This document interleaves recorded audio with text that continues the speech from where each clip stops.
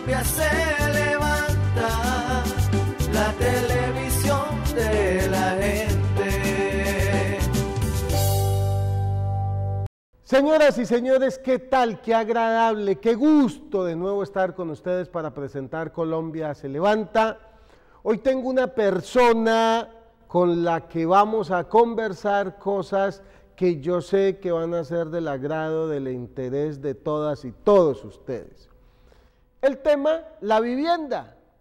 Hay millones y millones de personas sin vivienda. Se dice que en Cali hay un déficit de 120.000 viviendas aproximadamente, es decir, hay 120.000 personas que necesitan casa y el Estado tiene presupuesto para hacer buenas casas, pero esa plata, doctor Eider Gómez, bienvenido, ¿esa plata qué se hace? Doctor Jorge Sato, amigos televidentes, qué alegría saludarlo. Y aquí muy contento de hablar de un tema importante, la vivienda. Bueno, entonces, pero contésteme, doctor. Hay plata para hacer vivienda, pero ¿qué se hace la vivienda? Lo que ocurre ¿Qué es que se hace la plata? ¿Qué pasa? Que yo no veo que eso se mueva. Lo que yo pienso es que como está el artículo 51 de la Constitución Nacional, habla de vivienda digna. Pero también el mismo artículo dice que el Estado tiene que fomentar las asociaciones de vivienda y la política social con el ente financiero. Entonces yo pienso que la vivienda pues está ayudando mucho que los bancos hagan el gran negocio. ¿Por qué lo digo yo? Por algo muy sencillo. En el 2018 se va a cumplir los 100 años de haberse hecho la primera ley de vivienda en Colombia. Es decir, dentro de 5 años vamos a cumplir los 100 años de haber hecho la primera ley de vivienda en Colombia, que se hizo en 1918. ¿Y por qué se hace en 1918? Porque la epidemia que hubo en el mundo entero por la gripa, ¿se acuerda? Sí. Mató a mucha gente, pero el problema era higiénico, porque en ese entonces la vivienda no es como hoy en día usted la ve, amigo televidente. La vivienda de ese entonces no había letrinas, no había baños, no había nada de eso. Entonces, ¿qué pasa? Mucha gente se murió, mucha gente perdió la vida. Entonces, ¿qué ocurrió? A nivel mundial se hizo una campaña para hacer vivienda higiénica. Colombia hizo la primera ley de vivienda en ese entonces y hasta allí han pasado 100 años y no hemos hecho una política pública de vivienda. ¿Por qué? Si usted lee la historia de Colombia, Jorge, usted que la lee bastante, se da cuenta que en el 47 se crea el Banco Central Hipotecario y se hace el Banco Central Hipotecario con un fin social. ¿Cuál era? Estrato 2, 3 y 4 para que promover la vivienda financiera. Después se crea el Instituto de Crédito Territorial para darle vivienda a la gente de estrato 1. Pero en el 70 aparece el UPAC. Y con el UPAC ya la vivienda deja de ser de interés social y se vuelve una vivienda financiera, porque ya el Estado no vuelve a invertir y ya los bancos comienzan el sistema financiero a hacer el negocio de vivienda, comienzan a construir. Entonces, mire el vuelco que sea, de una vivienda social se pasa a una vivienda económica. Es decir, el negocio de los bancos, el negocio de las constructoras. Este país lamentablemente ha estado muy entregado a los bancos. Veía yo estos días como doctor Eider Gómez, una persona ahorró 350.000, se fue de viaje unos años y cuando volvió, en vez de esa cuenta de ahorros haber crecido, antes le debían 90.000 pesos al banco. En la vivienda, eso del UPAC, nos cobraron, yo fui víctima, la inflación más intereses. Entonces yo empecé con una cuota de 480.000 pesos, recuerdo, en Palmira, pagando una casa, y en menos de 3 años la cuota de 480.000 ya iba en 1.247.000 pesos mensuales. Claro, porque es que el sistema financiero en Colombia, por eso los inversionistas extranjeros vienen para Colombia, porque no tienen controles. Acá si el banco mañana quiere colocar 100 pesos más, lo coloca y nadie dice nada y nadie pone problema. La superintendencia no lleva un control financiero, pero en otras partes del mundo no se puede hacer eso. Y cuando llega la vivienda, el sistema financiero, la vivienda, como usted dice, ellos buscan rentabilidad económica, cuando el Estado debe de dar rentabilidad social, que es diferente de lo social a lo económico. Obviamente no nos oponemos que el sistema financiero trabaje, pero también con rentabilidad social. Y mire lo más grave, mi querido Jorge y amigo televidente, es que en Colombia cuando se hace la primera ley de vivienda y donde nacen los primeros barrios obreros, porque lo comienza a construir las células son la gente populares, por lo llaman barrios obreros que comienzan a nivel nacional, en Cali tenemos uno, entonces la vivienda era 15 por 15. O sea, el barrio obrero de Cali es porque hizo parte de esa política de vivienda social al comienzo, ¿hace 100 años? Hace 100 años que comenzó esa vivienda, ahí vienen organizaciones obreros y ahí comienzan a salir los barrios obreros.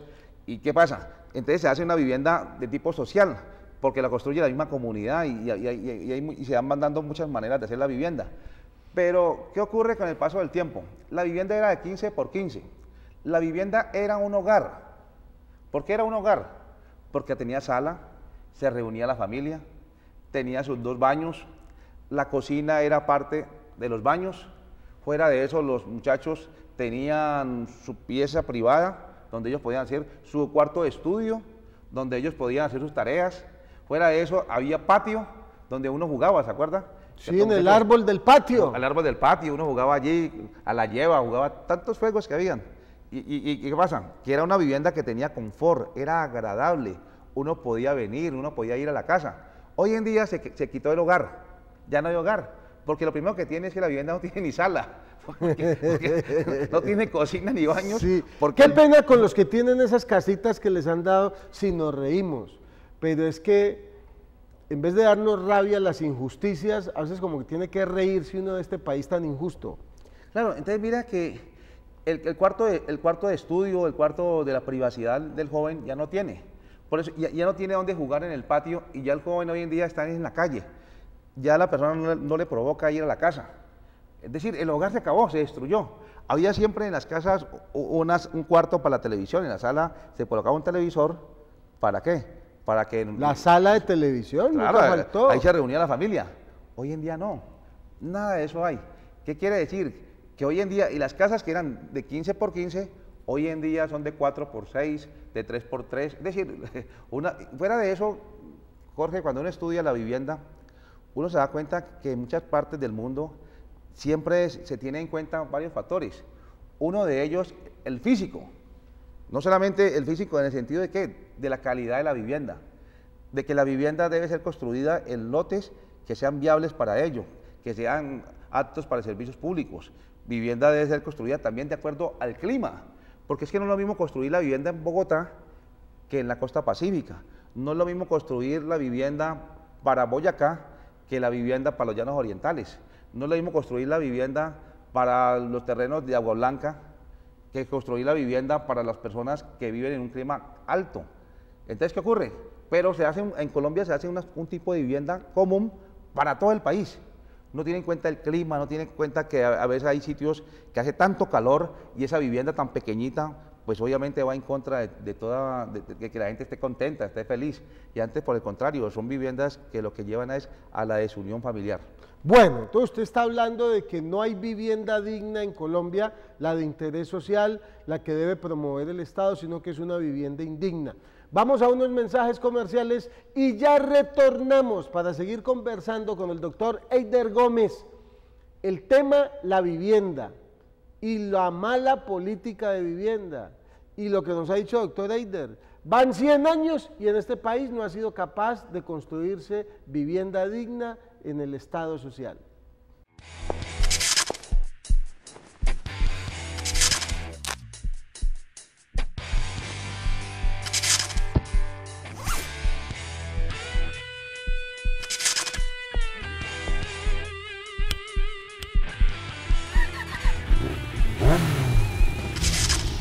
Tu responsabilidad no es solo en la vía. Senador Manuel Virgües, trabajando por los motociclistas. Mira, nuestro compromiso es con todos. Les presento mi tarjeta Colfamilia. Con esta tarjeta yo tengo servicio de transporte de pasajeros con movilidad reducida las 24 horas.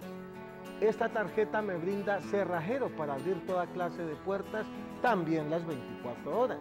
Con esta tarjeta atienden mi mascota. Pago solamente 15.000 pesos por la consulta médica veterinaria. Con esta tarjeta tengo asistencia al vehículo también las 24 horas. grúa y revisión técnico-mecánica de mi vehículo. Con esta tarjeta tengo médico a domicilio, servicio de ambulancia y médicos especialistas. Un médico que cobra especialista particular 180.000 pesos, con esta tarjeta solo pago 30.000 pesos. Colfamilia es un club de beneficios. Adquiera su tarjeta ya, paga solo 19.000 pesos mensuales por el grupo familiar. Tarjeta Colfamilia. Fundación Internacional María Luisa de Moreno, 13 países, más de 8.000 voluntarios, 3 escuelas construidas en el Huila, Chocó y Caquetá, niños y niñas adoptados educativamente con Mi Nueva Familia, jóvenes y adultos que acceden a la universidad con becas de educación superior, más de 200.000 familias beneficiadas, más de 1.000 familias capacitadas, porque ayudar es nuestro trabajo. Colombia se levanta, un programa para la gente. Colombia se levanta.